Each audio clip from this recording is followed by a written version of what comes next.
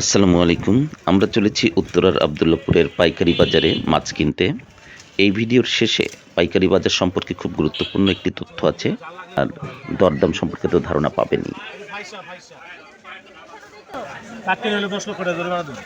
বুঝেন কিন্তু বললাম তো যদি বলে চাটকিনি বাটা 10 লক্ষ টাকা জরিমানা। কি আপনার নদীর পাঙাশ? নদীর পাঙাশ। হলো? কি মাছ? নদীর ভাড়া মাছ বলে গল্লা বলে। মানে 2 প্লেটের যা আছে সব 200?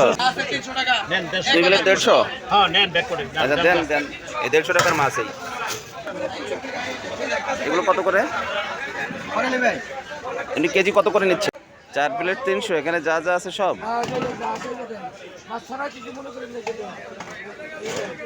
আচ্ছা ঠিক আছে, সমস্যা নাই।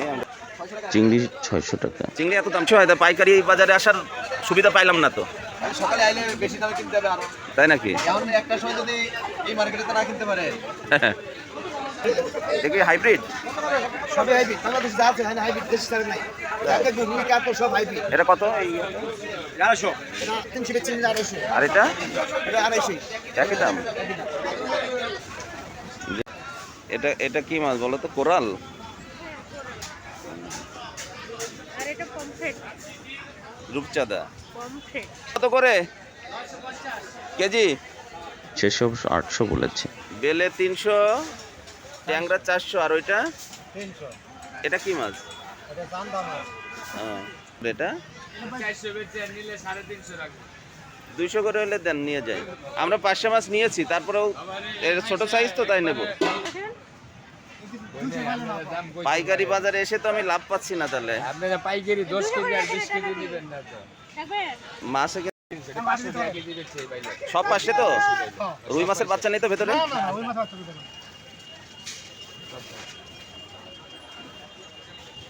আপনি ওই দামে দিব বড় বাইলে। এটা